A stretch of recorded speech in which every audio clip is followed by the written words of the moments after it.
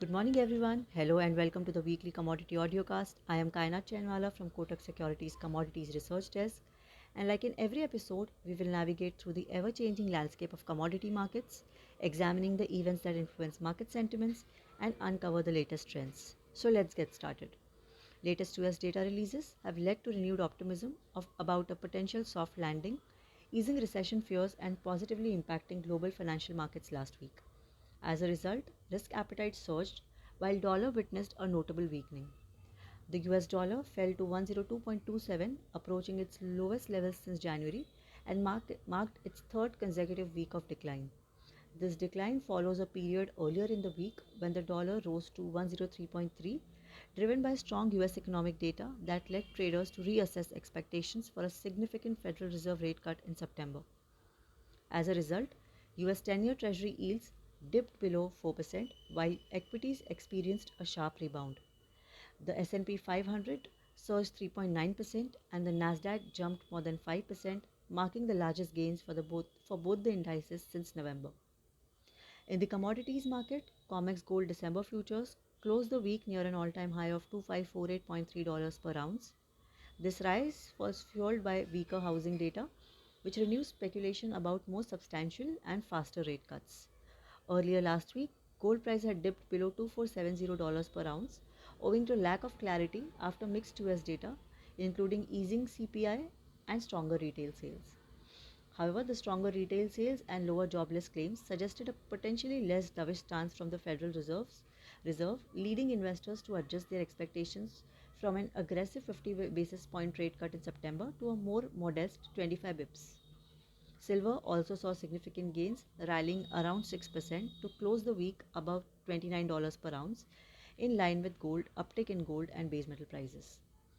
Technically, on the daily chart, MCX Gold October has breached above its previous swing high, that is rupees 70965, affirming bullish influence.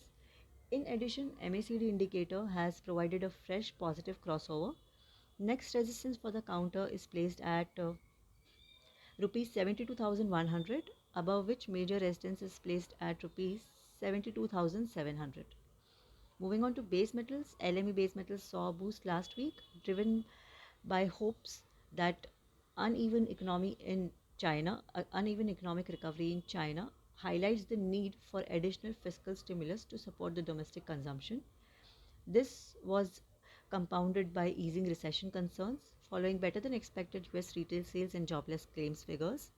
Copper in particular led the gains, surging approximately 4% to close at a 3-week high of $9,177.5 per ton.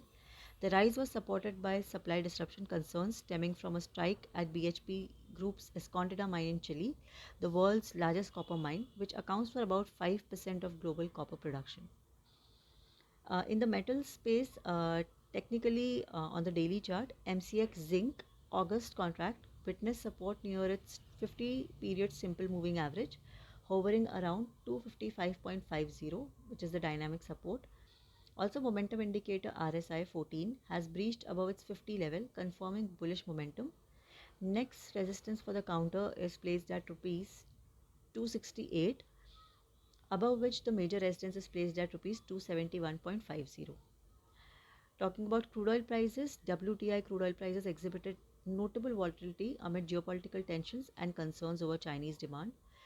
Oil prices initially surged over 4% to $80.2 per barrel following Israel's increased military alert and the US decision to deploy a guided missile submarine to the Middle East. However, prices quickly retreated to around $78.2 per barrel as attention shifted to weak Chinese oil demand and OPEC's downward revision of its demand growth forecast for 2024 and 2025. The International Energy Agency, the IEA, contributed to the bearish sentiment by suggesting a potential shift from a deficit to a surplus in global oil markets next quarter if OPEC increases supplies, and noted that global inventories might build substantially even without OPEC plus output increase. Prices slipped to $75.5 per barrel on Friday amid reports of US President Biden's diplomatic efforts to delay Iranian and Hezbollah retaliation against Israel. And we may see extended weakness in oil prices this week if Iran complies with Qatar's request to avoid attacks on Israel during ongoing Gaza ceasefire talks. Looking forward, this week is set to be eventful as markets anticipate Fed Chair Jerome Powell's keynote speech at the Jackson Hole Symposium and the release of the FOMC meeting minutes, which could provide clarity on the size and frequency of future rate cuts. Additionally, remarks from European Central Bank President Christine Lagarde and Bank of England Governor Andrew Bailey could influence expectations for monetary policy and economic trends. On the data front, flash PMIs from major global economies may offer early insights into business activity for August. And in China, loan prime rates are expected to remain unchanged, consistent with steady medium term lending facility, MLF rates, and 7-day reverse repo rates. So, overall, this week, Jerome Powell's Jackson Hole speech will be in focus as markets await clarity on the monetary policy outlook. On this note, we conclude this edition of Commodity Audiocast and we trust that we've offered you valuable insights. Thank you so much for tuning in today and we eagerly anticipate your presence next week. Until then, happy trading. Thank you.